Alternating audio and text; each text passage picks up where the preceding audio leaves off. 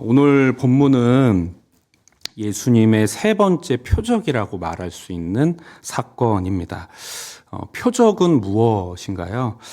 천 목사님께서 계속 반복해서 우리에게 가르쳐 주고 계신데요. 예수님이 어떤 분이신지를 나타내는 사건, 또 예수님이 누구로부터 오셨는지를 나타내는 사건이라고 우리가 배우고 있습니다. 그러니까 표적은 예수님이 생명이신 하나님으로부터 오셨다는 진리를 증언하는 사건이자 예수님 또한 생명임을 나타내는 사건입니다. 그리고 요한복음에서는 무엇이 중요하다고 하냐면 이 표적을 본 사람은 바른 믿음으로 반응해야 한다라고 계속해서 강조하고 있는 것이죠. 그러니까 예수님을 하나님께서 보내신 분으로 또 예수님을 생명을 지니신 분으로 믿어야 했다는 것입니다. 그래서 예수님도 이렇게 말씀하십니다. 우리가 읽진 않았지만 5장 뒷부분에 보면 이런 말씀이 있습니다. 25절과 26절인데요.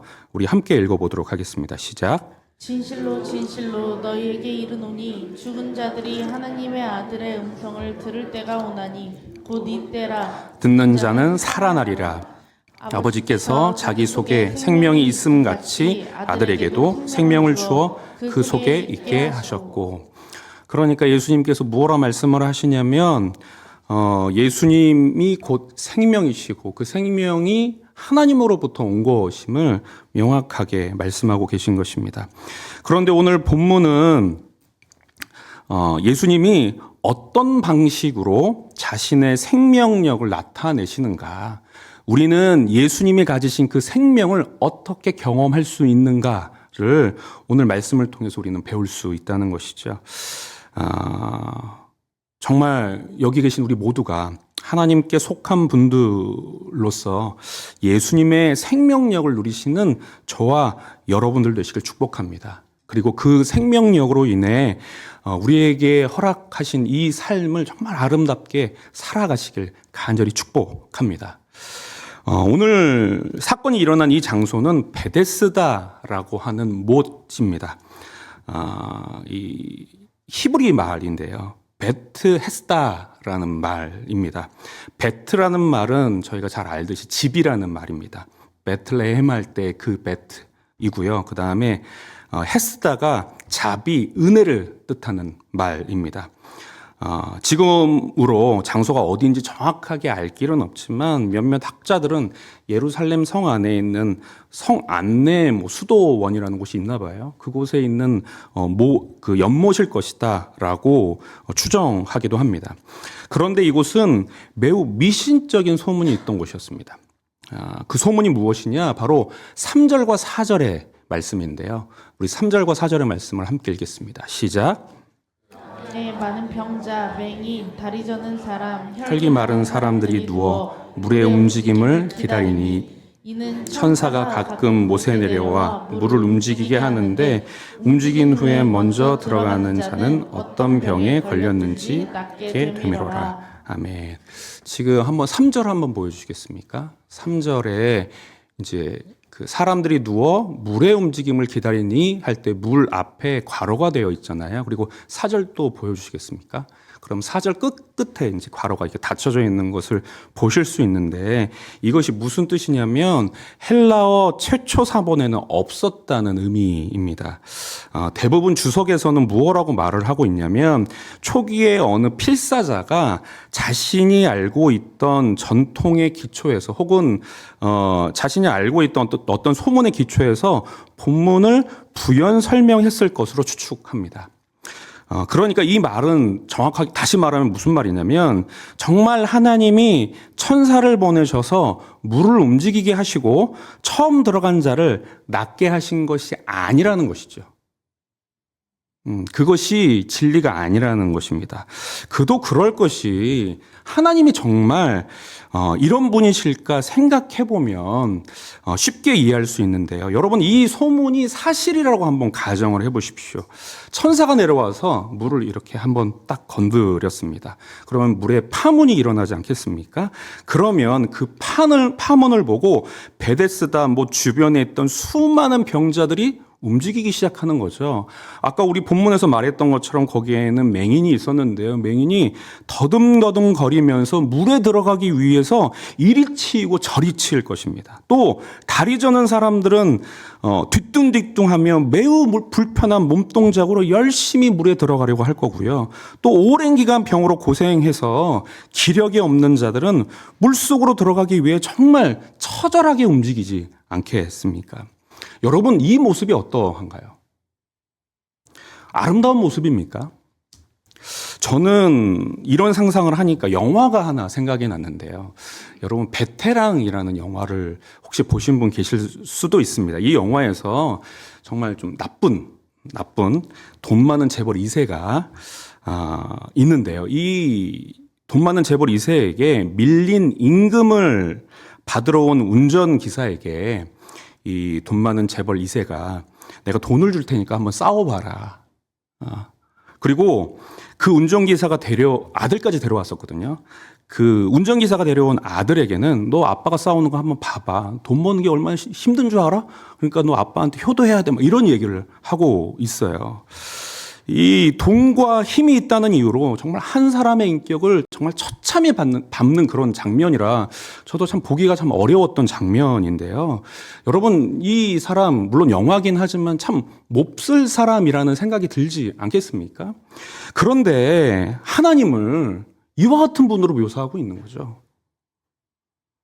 인격적이시거나 자비로우시거나 사랑이 많은 분이 아니라 정말 매정하고 자비가 없고 백성들의 고통에는 전혀 관심이 없는 그런 분으로 묘사하고 있는 것입니다.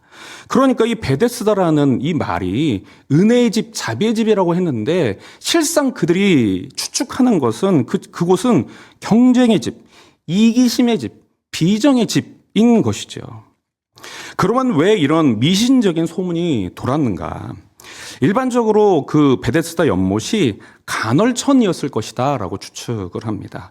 그러니까 뜨거운 이제 그 물 밑에 뜨거운 암석층이 있어서 거기에서 증기가 솟아오르는 온천이었을 것이다라고 추측하는 것이죠. 그 당시 온천은 지금보다도 더 의미 있는 치유의 장소였습니다. 아마도 이 베데스다도 온천으로서 사람에게 이로운 광물질이 풍부하게 포함된 물이 있었을 것입니다. 그러다가 간헐적으로 증기가 연못 아래에서 솟아오르는 것이죠. 꼭 천사가 이렇게 하늘에서 내려와서, 그러니까 그 당시 사람들이 이런 과학적인 지식이 없었기 때문에 이제 이게 물속에서 증기가 왜 올라오는 거 이제 이해를 못했으니까 아마도 그런 상상을 하지 않았는가 생각을 하는데요. 그러니까 온천이 가진 이 치유력과 증기가 사람에게 정말 묘한 이야기를 상상하게 만드는 것이죠. 그런데 이 미신적인 소문은 단지 허무맹랑한 상상의 이야기로만 치부할 수는 없습니다. 왜냐하면 그 당시 유대인들의 신앙관 또는 하나님에 대한 인식을 확인할 수 있는 그런 이야기일 수도 있기 때문인데요. 그 당시 사람들이 하나님을 어떤 분으로 인식했는지를 알 수 있는 그런 이야기라는 것입니다. 그런데 이 이야기만으로 봤을 때 그들은 하나님을 어떻게 이해했습니까? 하나님은 매정하고 자비가 없고 부르짖어도 대답이 없으시고 백성들의 고통에는 관심이 없는 그런 매우 비인격적인 분으로 그들이 인식하고 있었던 것이죠. 그런데 그런 곳에 무려 38년 된 병자가 있었습니다. 이 사람은 제대로 걷지도 못하는 사람인 것으로 보입니다.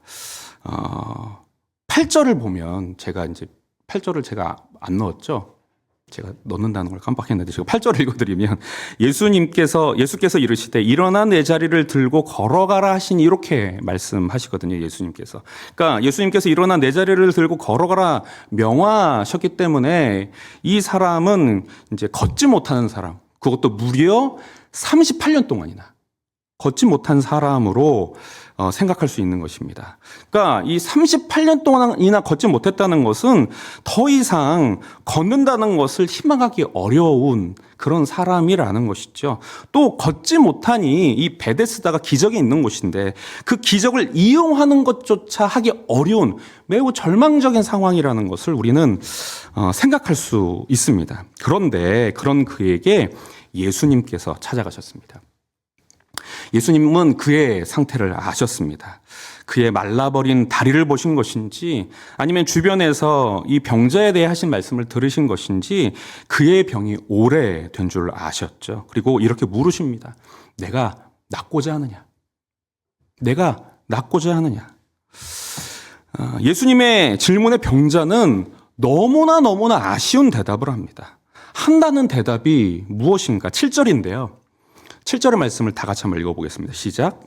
병자가 대답하되 주여 물이 움직일 때에 나를 못에 넣어주는 사람이 없어 내가 가는 동안에 다른 사람이 먼저 내려가나이다. 뭐라고 지금 예수님께 요청하고 있는 거예요? 예수님, 저 천사가 이 물을 한번 찍으면 저 좀 물에 좀 넣어주십시오. 누구보다도 빨리 저 좀 넣어주십시오. 이렇게 말하고 있는 거죠. 제가 길을 걷다가 좀 당황할 때가 있습니다. 언제냐면 목사인 저에게 예수님 믿으라고 이렇게 믿으시라고 물티슈나 전도지를 주는 그런 경우인데요. 물론 제가 말을 하진 않습니다. 뭐 제가 목사예요, 뭐 이렇게 말을 하지 않지만 만약 그분이 제가 목사인 줄 알았다면 굉장히 황당해 하시겠죠. 당황해 하실 겁니다. 그런데 그보다 더 황당한 소리가 바로 이 병자의 말이죠. 지금 예수님은 어떤 분이십니까? 예수님은 이 병을 고쳐주실 수 있는 분이십니다. 더 나아가서 생명의 근원이라고 요한복음은 계속해서 말하고 있죠. 그런데 그런 예수님 앞에서 고작 한다는 소리가 물이 움직일 때 저 좀 넣어주십시오 라고 말하고 있는 것이죠. 그러니까 뭐 조금은 더 현대적으로 표현을 하면 병든 환자가 예수님을 만나고 예수님 저 약 좀 먹게 물 좀 주십시오. 혹은 제가 지금 약국에서 사온 연고 있는데 저에게 피부병이 있는데 이거 좀 발라주십시오. 이렇게 말을 하고 있는 거예요. 우리의 모든 질병을 고쳐주실 수 있는 그 예수님에게 고작 한다는 말이 이와 같은 말이라는 것이죠. 이 장면은 현재 유대인들이 이스라엘이 하나님을 어떻게 인식하고 있는지를 보여주는 정말 웃지 못할 장면이라고 말할 수 있습니다. 하나님이 사람의 몸을 입고 오셨는데도 알아보지 못하는 영적인 맹인의 상태인 것이죠. 생명 그 자체, 회복 그 자체이신 분이 오셨음에도 그들은 예수님을 알아보지 못했던 것입니다. 그러나 우리 예수님은 그에게 은혜를 베푸시죠. 8절과 9절입니다. 예수께서 이르시되 일어나 내 자리를 들고 걸어가라 하시니 그 사람이 곧 나아서 자리를 들고 걸어가니라. 요한은 분명히 하고 있습니다. 예수님이 곧 생명이시라는 것을 분명하게 말하고 있습니다. 생명의 근원이 아니고서야 이러한 명령을 하실 수 있겠습니까? 여러분, 우리가 문자로 38년 된 병자라는 글자만 봐서 우리가 느끼기가 조금 어렵지만 그 당시 38년 된 병자라면 어떤 몰골을 하고 있었겠습니까? 제가 어제 지하철을 탔는데 어떤 한 어르신, 다리를 저는 한 어르신을 만났습니다. 지나가시는 걸 봤는데 아무래도 좀 노숙을 하시는 분이신 것 같아요. 그리고 다리를 저는 쪽을 제가 보니까 한쪽 다리가 코끼리처럼 부어 있더라고요. 그리고 발 쪽을 보니까 피부의 상태가 정말 매우 좋지 않았습니다. 만약에 제가 그런 상태를 보고 그 다리가 원래의 모습으로 회복할 수 있을까? 저는 상상하기 좀 어려울 것 같아요. 왜냐하면 너무 좀 안타까운 상황이었거든요. 너무 많이 아파 보이셨거든요. 그런데 여러분 생각해 보십시오. 무려 38년 된 병자입니다. 38년 동안 걷지 못했으니 정말 근육이 다 말라버리지 않았겠습니까? 그냥 바짝 마른 작대기처럼 그 다리의 모양이 그렇지 않았겠습니까? 그런데 그런 다리를 보고 그 다리를 향해 예수님 뭐라고 말씀하십니까? 일어나 걸어서 내 자리를 들고 가라. 그랬더니 어떻게 되죠? 9절인데요. 9절 말씀 다시 한번 보여주시겠습니까? 그 사람이 앞부분을 보여주십시오. 그 사람이 곧 나아서 자리를 들고 걸어가니라. 곧 나아서, 바로 나아서 낫다고 얘기를 하고 있죠. 그러니까 다리에 어떤 변화가 있었던 것 같아요. 회복이 있었던 것 같아요. 정상적인 상태로 돌아온 것 같습니다. 그리고 무려 자신이 깔고 앉아 있었던 자리를 들고 일어날 만큼 정상적인 상태가 되었다고 요한은 증언하고 있는 것입니다. 여러분, 예수님은 생명이십니다. 예수님을 만나면 우리는 어떤 상태에서도 회복될 수 있는 것입니다. 왜냐하면 우리 예수님은 생명의 근원이시기 때문입니다. 예수님이 생명이심을 믿으시는 저와 여러분들 되시길 축복합니다. 그리고 그 분을 만남으로 우리의 삶 속에 매일마다 회복을 경험하시는 축복이 우리 삶 가운데 있기를 간절히 바랍니다. 그런데요, 제가 급하게 넘겼는데 9절에 저희가 읽지 않은 부분이 있습니다. 그 부분이 우리를 매우 찝찝하게 만드는데요. 뭐라고 이야기를 하고 있냐면 9절 말씀 다시 한번 보여주시겠어요? 함께 읽어보겠습니다. 시작. 사람이 곧 나아서 자리를 들고 걸어가니라. 이날은 안식일이니. 저희가 읽지 않은 부분이 뒷부분이겠죠. 이 날은 안식일이니. 무슨 생각이 드십니까? 이 유대인들이 또 예수님을 싫어하는 이 종교 지도자들이 예수님을 걸고 넘어지겠구나 라고 생각하실 수 있죠. 정말 그렇습니다. 어김없이 그렇습니다. 10절부터 13절까지인데요. 저와 여러분이 교독하겠습니다. 유대인들이 병난 사람에게 이르되 안식일인데 내가 자리를 들고 가는 것이 옳지 아니하니라. 대답하되 나를 낫게 한 그가 자리를 들고 걸어가라 하더라 하니. 그들이 묻되 너에게 자리를 들고 걸어가라 한 사람이 누구냐 하되 고침을 받은 사람은 그가 누구인지 알지 못하니 이는 거기 사람이 많음으로 예수께서 이미 피하셨음이라. 아멘. 10절을 다시 한번 보여주시겠습니까? 지금 유대인들이 아마도 종교 지도자들이었을 것으로 추측되는데요. 이 유대인들이 뭐라고 말하고 있습니까? 안식일에 내가 자리를 들고 가는 것이 옳지 않다. 정말 여러분, 이게 할 소리입니까? 이게 할 소리인가요? 무려 여러분 38년 동안이나 걷지 못한 사람이 걷게 됐습니다. 그런데 고작 한다는 소리가 너 안식일 날 그거 자리 들고 걸어가면 돼, 안 돼? 안식일은 그런 날이 아니야 라고 말을 하고 있는 것이죠. 도대체 이 유대인들에게 안식일은 어떤 날이기에 이런 말을 하는 것인가? 그 당시 바리새인들은 안식일에 이제 하지 말아야 할 것. 그러니까 물론 이제 하나님이 이스라엘 백성들에게 안식일은 쉬어야 한다, 일을 하지 말아야 된다라는 말씀을 하셨지만 그 말씀을 근거로 해서 그들이 39개의 범주의 금지 활동을 정했습니다. 한번 보여주시겠습니까? 자, 보세요. 나르기, 불태우기, 불 끄기, 끝내기, 글씨 쓰기, 지우기, 요리하기, 수학하기, 타작하기, 까부르기, 고르기, 채질하기, 맷돌 갈기 넘겨주시겠어요? 실잡기, 염색하기, 허물기, 덧놓기, 양털 깎기, 무드질하기, 매끈하게 펴기, 표시하기, 이런 것들을 하나하나 살펴보면서 하지 말아야 했던 것이죠. 그런데 여러분, 안식일은 정말 이와 같은 날입니까? 하나님께서 우리에게 주신 안식일이 정말 이와 같은 일을 하지 말아야 하는 날인가요? 안식일의 정신이 바로 이와 같은 날일까요? 하나님은 6일 동안 일하시고 7일째 되시는 날 쉬셨습니다. 그런데 여러분, 쉬셨던 그 이유가 6일 동안 창조사에게 너무나 고되고 힘드셔서 안 되겠다, 좀 쉬어야겠다 하고 우리 하나님께서 쉬신 것입니까? 정말 그런가요?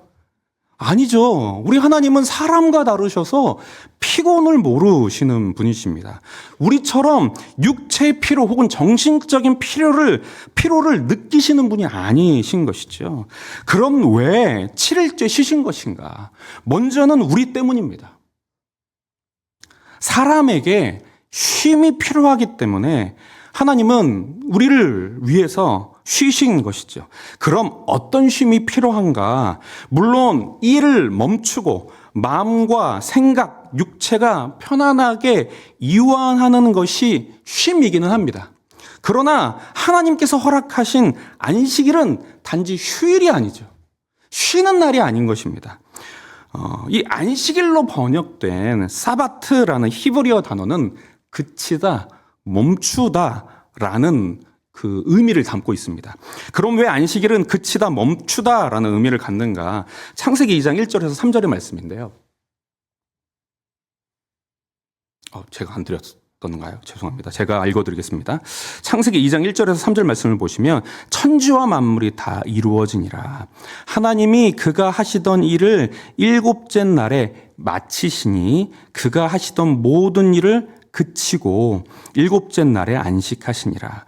하나님이 그 일곱째 날을 복되게 하사 거룩하게 하셨으니 이는 하나님이 그 창조하시며 만드신 모든 일을 마치시고 그 날에 안식하셨느니라. 그러니까 하나님께서 일곱째 날 그치셨다, 멈추셨다라고 할 때 그 의미는 무엇이냐면 완성되었다는 의미라는 것입니다. 주님이 7일째 되는 날 안식하셨다는 것은 하나님의 창조가 완성되었음을 의미하는 것입니다. 하나님의 창조가 너무나 완전하고 완벽해서 더 이상 일하시지 않는 상태가 되었다는 것이죠. 그러면 우리는 안식일 날 무엇을 해야 하느냐? 하나님과 함께 완성된 하나님의 창조 세계를 보면서 함께 기뻐하고 함께 즐기고 또 하나님께서 만나게 해주신 그 사람들과 함께 그 기쁨을 나누는 날이라는 것입니다. 그러나 그것은 타락하기 이전의 모습이고요. 타락한 우리에게는 그런 어떤 모습인가? 그 하나님께서 이 창조하여서 완벽하게 된 생명력이 충만하게 된 그때를 기억하고 다시 회복하는 날인 것이죠. 이해가 되십니까? 그러니까 우리의 육체를 쉴 뿐만 아니라 하나님께서 원래 우리를 만드셨던 그 아름다운 모습으로 회복되는 날. 그러니까 우리의 주일은 그런 의미가 있는 것이죠. 우리의 주일은 단지 정신과 마음과 생각이 쉬는 날일 뿐만 아니라 이 날은 주님의 그 생명력으로 말미암아, 예수님의 그 생명력으로 말미암아 하나님께서 원래 만드셨던 우리의 아름다운 모습을 회복하는 날이라는 것입니다. 그런데 바리새인들은 하나님께서 사람에게 주신 이 회복의 기회를, 생명의 선물을 고되고 따분한 짐으로 바꿔놨습니다. 그래서 여러분, 지금도 엄격하게 율법을 지키는 유대인들은 매우 이상한 행동들을 하는데요. 여러분, 그들에게 매우 특별한 엘리베이터가 있습니다. 어떤 엘리베이터냐면 안식일에는 버튼을 누르는 것도 일을 한다고 그들은 생각을 하기 때문에 안식일이 되면 어떻게 되냐면 매 층마다 서요. 무조건 매 층마다 섭니다. 왜냐하면 누르면 안 되니까요. 그래서 안식일에 만약에 여러분 이스라엘의 어떤 큰 빌딩인데 이 안식일과 관련된 엘리베이터를 타시면 정상까지 올라가신다. 그럼 계속 매 층마다 쓰셔야 되는 겁니다. 이해가 잘 안 되시죠? 이것이 정말 하나님께서 원하시는 모습인가요? 하나님께서 기대하시는 안식일의 모습인가요? 유대인들은 그리고 종교 지도자들은 이와 같이 반응을 하는 건 지금 그들이 가지고 있는 인격 혹은 그들의 인간성을 보여줍니다. 이들은 정말 매정하기 그지없고 자비가 없으며 정말 백성들의 고통에는 관심이 없는 그런 사람들로 보입니다. 38년 동안 걷지 못한 사람인데 그 사람이 회복했으면 함께 놀라워해주고 함께 기뻐하고 축복하고 다시는 우리 이런 일이 없도록 우리 잘 한번 살아보자. 축복한다. 이제 일이 잘 풀릴 거야. 이런 축복들 하지 않겠습니까? 그리고 자연스럽게 근데 이거 누가 하신 거야?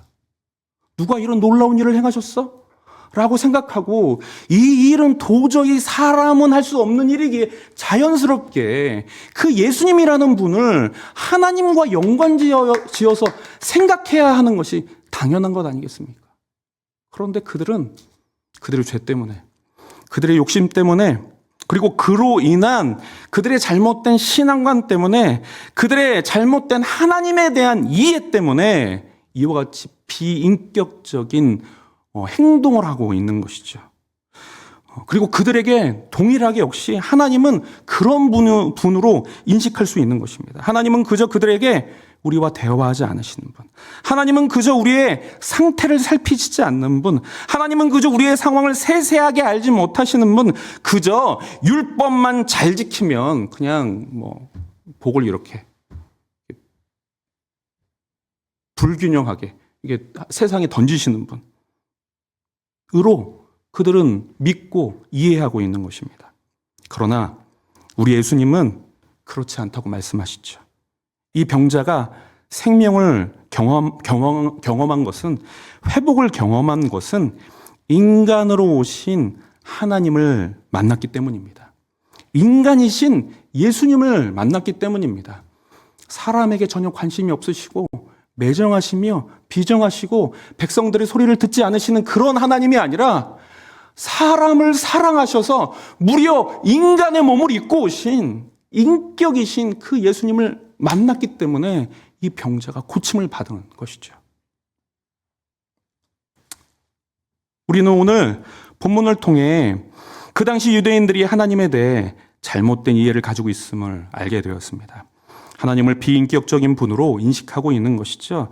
하나님은 그저 매정하고 자비가 없으시며 부르짖어도 대답이 없으시고 백성들의 고통에 관심이 없는 그런 분으로 인식하고 있는 것입니다. 그리고 그 이해가 바로 종교 지도자들로부터 기인한 것임을 우리가 알게 된 것입니다. 유대인 전체가 하나님에 대해서 잘못 이해하고 있는 것이죠. 그럼 우리는 어떤가? 지금 나의 신앙은 어떠한가? 우리가 돌아봐야 하잖아요. 우리는 이성주의 혹은 과학적 사고가 주류가 된 사회를 살아가고 있습니다. 그러니까 눈에 보이는 것만 믿고 논리적으로 증명할 수 있고 설명할 수 있는 것만 받아들이고 증명할 수 있는 것만 진리라고 받아들이는 시대를 살아가고 있다는 것이죠. 물론 이전보다 저희가 더 똑똑해지고 과학이 발달했기 때문일 것인데요. 그러나 이와 같이 이성이 발달하고 과학이 발전했다 하더라도 우리는 여전히 이 세상을 온전히 이해 못합니다. 그렇지 않습니까? 우리가 아무리 과학이 발전했다 하더라도 이 큰 우주에서 우리가 인류가 간 곳은 지구, 그리고 그 지구 근처에 있는 달뿐이죠. 사람은 이 달 더 이상 멀리 나가본 적도 없고요. 태양계를 벗어나 본 적도 없고 우리 이 태양계가 속한 지구가 있는 은하조차 넘어가 본 적이 없습니다. 우주만 모릅니까? 지구도 몰라요. 여전히 사람의 발길이 닿지 않는 바다 깊은 곳 심해가 있고요. 또 땅속 깊은 곳에 아직도 사람이 알지 못하는, 아직 다 이해하지 못하는 것들이 남아 있습니다. 뭐 땅만 그렇습니까? 사람의 몸도 마찬가지고요. 또 뭐 과학에 관심이 있으신 분은 이제 양자역학이라는 것이 있는데 눈에 보이지 않는 이 미시 세계를 말하는 것인데 이 세계조차 사람이 전혀 완전히 이해하지 못하고 있는 것입니다. 그러나 이런 흐름 때문인지 우리의 신앙생활이 다소 이성적인 부분만 강조되는 경향이 있는 것 아닌가 생각을 합니다. 그러니까 하나님에 대해, 예수님에 대해 이성적인 접근만 우리에게 있는 것이죠. 여러분 그리스도라는 말을 아시죠? 예수님을 우리가 그리스도라고 부르는데 이 그리스도라는 말은 기름 부음 받다라는 의미를 가지고 있습니다. 그리고 이 기름 부음 받은 이제 자라는 뜻은 구약의 호칭에서부터 기인을 하는데요. 구약에서 기름 부음 받은 직분이 세 가지가 있습니다. 왕이 있고요, 제사장이 있고요, 선지자가 있습니다. 왕이 있고요, 제사장이 있고요, 선지자가 있습니다. 그래서 예수님께서 우리에게 왕도 되시고 제사장도 되시고 선지자도 되는 것인데, 그런데 이것을 기독교 교육에서 이 예수님이 이제 이렇게 세 가지 직분으로 오신 이유는 우리의 근본적인 필요를 채우시기 위함이다라고 말합니다. 그 필요는 무엇이냐면 사람이 가진 이성적이고 감성적이고 의지적인 필요, 이런 부분에서 결핍이 있는데 그 부분을 채우시기 위해서 예수님께서 왕으로도 오시고 제사장으로도 오시고 선지자로도 오셨다라고 말을 하는 것이죠. 제가 너무 어려운 얘기해서 죄송한데요. 조금은 더 풀어서 설명해 드리면 왕이신 예수님은 우리의 진정한 왕이 되어 주셔서 하나님의 뜻에 순종할 수 있도록 우리의 의지를 건강하게 사용할 수 있도록 하시고요. 제사장이신 예수님은 하나님과 단절의 문제를 해결해 주셔서 우리를 파괴하는 감정에서 벗어나서 바른 감정을 갖게 하십니다. 또한 선지자이신 예수님은 우리에게 진리를 가르쳐 주시죠. 그래서 우리는 이 삼중직으로 오신 예수님으로 인해 우리의 결핍이 채워지는 것인데요. 그러나 저의 경험으로, 그냥 이제 저의 경험으로, 작은 저의 경험으로 한국 교회 안에서 이 예수님의 제사장직과 예수님의 왕직을 경험하는 것은 좀 쉽지 않았습니다. 그러니까 이 교회 안에서 제 의지와 감정에 대해서 훈련을 받은 것이 좀 흔치 않았다는 것이죠. 왜 그런가 제가 곰곰이 생각을 해보니까 이 감정의 성숙과 건강한 의지를 배우는 것은 절대적으로 인격적인 교제를 통해서 이루어지기 때문이라는 것을 제가 생각했는데요. 그러니까 저의 삶에서 살아계신 하나님을 인식하고 인격이신 하나님을 느끼고 그분과 친밀하게 교제하는 것에 대해서 배우고 훈련하는 것이 저에게 참 많이 부족했다. 혹은 제가 경험한 한국교회 안에서 참 많이 부족했다라고 느낀다는 것이죠. 그러니까 하나님에 대해서 우리가 배우기는 많이 배웠는데, 이성적으로 많이 배우기는 배웠는데, 그 하나님과 인격적인 교제를 누리면서 그분으로, 그 교제로 인하여서 우리의 감정과 우리의 의지가 이렇게 성숙하고 변화되는 것을 많이 경험해 보지 못했다는 것입니다. 그리고 그렇게 살아가시는 분을 많이 만나보지도 못했습니다.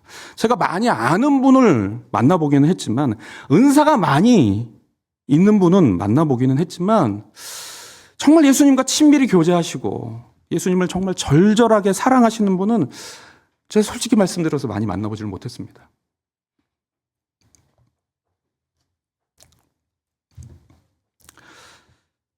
여러분, 배움은요, 매우 전인적인 것입니다.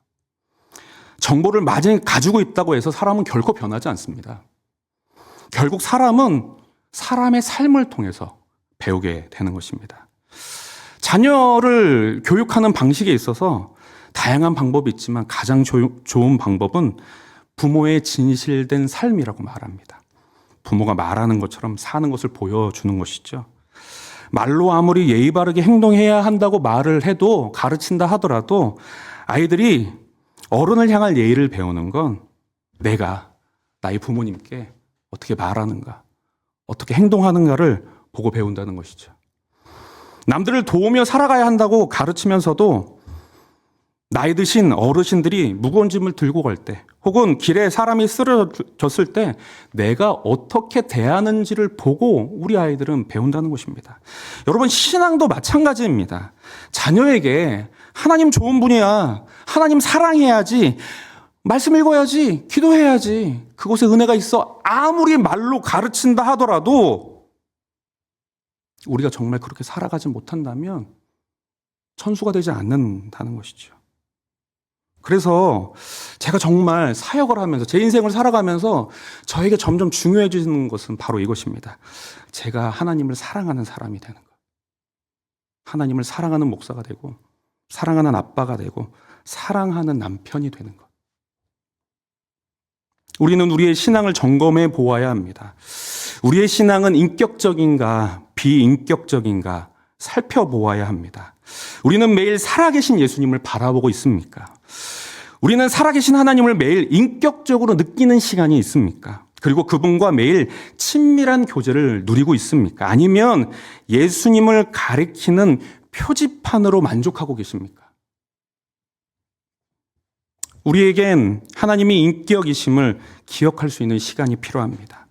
인격이신 하나님을 기억하고 그 기억을 계속해서 나의 정신에 주입하는 시간이 필요합니다. 그리고 그분과 교제하려는 노력이 필요합니다. 예수님은 이 땅에 오셔서 그 좋은 본을 보여주셨는데요. 누가복음 6장을 보시면, 누가복음에 보시면 예수님께서 이런 장면들이 많이 등장을 하는데요. 예수님께서 따로 기도하러 가시는 그런 장면들이 등장을 합니다. 혹시 있을까요? 6장 12절에 제가 읽어드릴게요. 6장 12절에 보면 이때에 예수께서 기도하러 산으로 가사 밤이 새도록 하나님께 기도하시고, 또 누가복음 뒷부분에 보면 예수께서 나가사 습관을 따라 감람산에 가심에 제자들도 따라갔더라. 그러니까 무슨 말이냐면 예수님께서 습관에 따라 계속해서 기도하러 산에 가셨다는 것이죠. 그러니까 예수님이 계속해서 끊임없이 하나님과 교제하시기 위해, 인격적인 하나님과 교제하시기 위해 침묵과 고독 속으로 나아가셨다는 것입니다. 세상과 사람들의 소리가 들리지 않는 침묵을 선택하셨고 고독 속에서 살아계신 하나님을 느끼고 그분과 친밀한 교제를 누리셨다는 것입니다. 저는 한국교회에서 참 우리가 하지 못했던 훈련이라고 생각을 합니다. 우리는 많은 경우 신앙의 훈련을 교회에서 해결을 하려고 하죠. 예배와 모임으로 우리의 모든 신앙의 훈련을 대체하려고 합니다. 그러나 그럴 수 없습니다. 우리에게는 설교자가 사라진 시간이 필요합니다. 우리에게는 찬양, 악기 소리가 사라진 시간이 필요합니다. 우리에게는 찬양 인도자의 그 인도가 사라진 시간이 필요합니다. 그리고 그 시간 유일하게 존재감을 드러내시는 하나님의 임재를 경험하는 시간이 우리에게 필요한 것이죠. 말씀을 맺겠습니다. 우리는 오늘 말씀을 통해 예수님께서 어떤 방식으로 생명을 허락하시는지를 알게 되었습니다. 우리가 예수님으로부터 오는 그 놀라운 생명력을 경험하기 위해서는 하나님이 인격적이신 분임을 우리는 기억해야 합니다. 살아계시고 우리와 함께 하시며 우리와 친밀히 교제하시기 원하시는 그 하나님, 그리고 그 하나님을 우리가 적극적으로 경험할 때, 우리의 삶 속에서 침묵을 선택하고 고독 속에서 살아계신 하나님을 경험할 때 우리는 그분의 생명을 경험하게 되는 것입니다. 매일의 삶 속에서 살아계신 하나님을 느끼고 경험하시는 저와 여러분들 되시길 축복합니다. 그분의 생명력으로 말미암아 우리의 삶에 아름다워지는 것을 경험하시길 간절히 바랍니다.